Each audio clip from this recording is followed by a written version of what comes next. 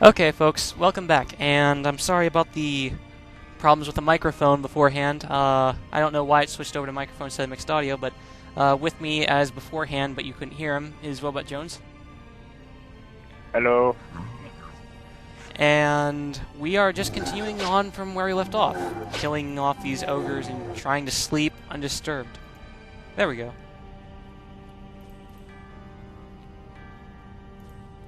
I'll tell you what. Would you give me give me 1 second to pause it real quick, viewers, and I just want to make sure that Robot Jones is getting in on this. I've got no idea why the thing started just like saying, "Hey, you're in microphone mode now." It just switched over all of a sudden spontaneously. I started recording whenever it was inside of mixed audio mode. It just switched over all of a sudden for no reason.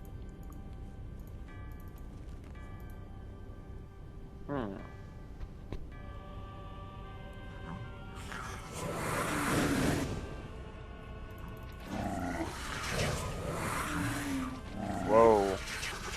That sounds kinda awful. What? Those sounds in the background. You can hear what's going on, I guess? I can hear some stuff making. Oh, that's because I've set it to mix. I set it now to mixed audio. I think you'll be able to hear the sounds of the monsters going in the background. If you want me to, I can turn it off. No, Ralph. Don't turn it off. Okay. So, I kinda have a clue what's going on. Yeah, you can hear stuff like explosions and like things going like raw, right? Well, that's why we're going to the cinema.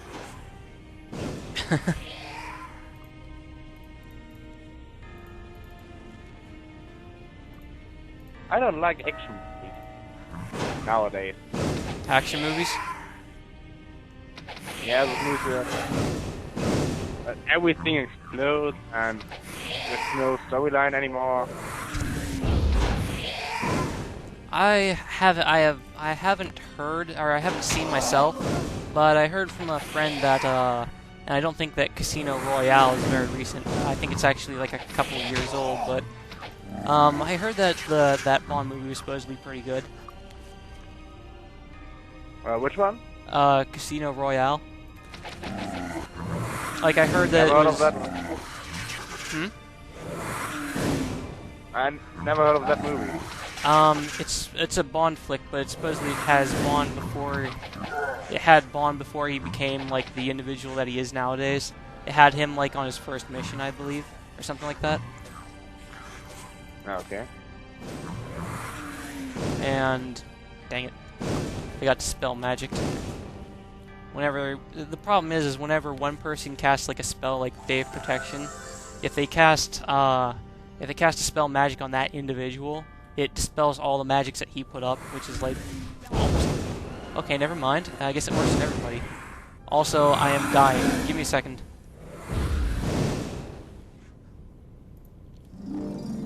Just trying to get out of trouble here. The problem is there's a bunch of maddening eyes in there, and they dispel all the magics that you put up on yourself. So it makes it hard to combat them because you have to keep on recasting everything. Oh. They're pretty much the kings and queens of lockdown. Because I don't pretend to know what sort of gender a floating eye would be. Did you say gender or Janice? Gender. Okay.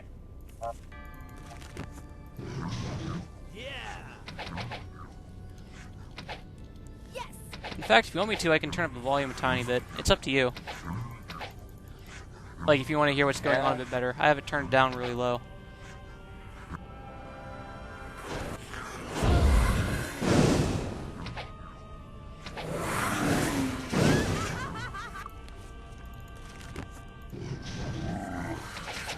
Darn it.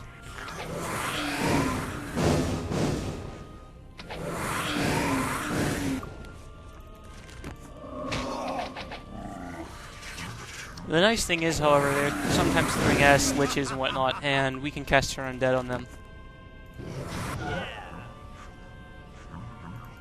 And... sound. Hmm? Kinda remind me of the toilet at the music club I'm working at. Yeah, the music was a... Oh, God. Somebody quoted upon it, about it in one of the previous recordings, like, back whenever we first came across the Temple of Ba. The one in, the one down by Castle Iron Fist. They commented how it was pretty much taken from a famous kind of music. I can't remember what the name of it was, though. I'll have to look up that thread sometime. I can't remember the name of the song or even what it was.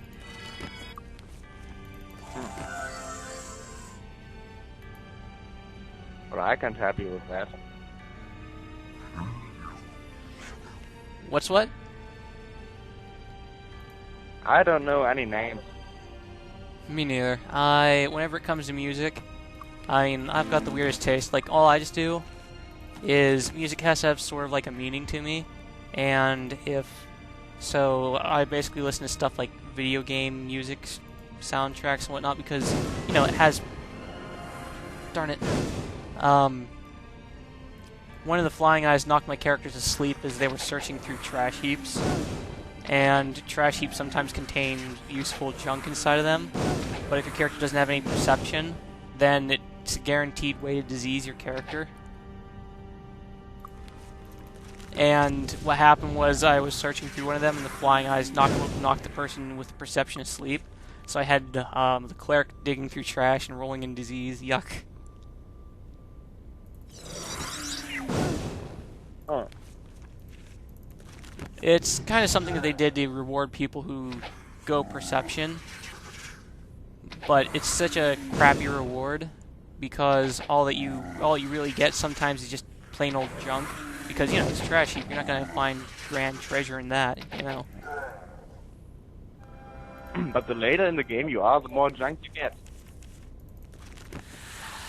Well, yeah, but this is junk that you just, whenever you get it, you just toss it to the ground. I mean, you pick it up and you just leave it behind. It's not even worth casting Golden Touch on.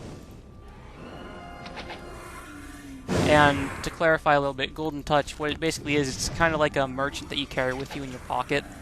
You just cast that spell, and it's kind of like the King Midas thing. It turns any item into gold.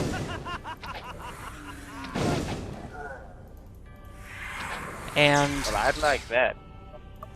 well, it's kind of useful, but it's not as useful as you might think, because what it does is it turns it into an amount of gold worth just a little bit, depending on your skill inside of magic. It will turn it to an item of less than half value, over half value, or almost full value. So, like, if you get it at the lowest ranks, it's generally a pretty bad idea because, you know, you only get a fraction of the gold you get from selling it off to a vendor or a merchant. But at this stage in the game, it's a big win for us because... One second. Getting fireballed and everything. It's very nice because we don't have to go back to town then, and we don't have to stop what we're doing just to buy up on some goods. Oh, well, I'm that kind of RPG gamer that picks up every little piece of junk and runs back to town. Well, Even with one gold piece. well, I'm greedy. yes, I am. I am very greedy. Because I like money. Money, money, money. Seriously. Money. Yukon Cornelius? Money is yummy for my tummy. That's right. That's that. But Yukon Cornelius, he's my idol. That's right. Silver and gold.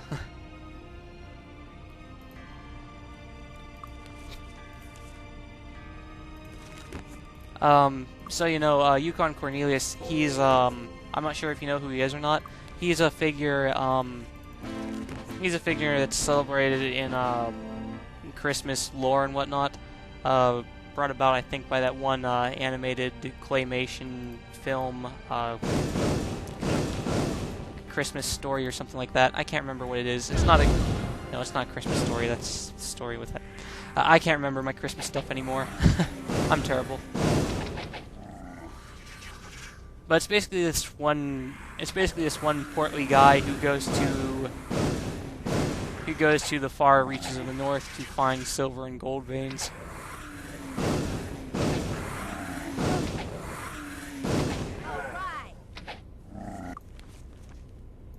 Especially why I say he's my idol.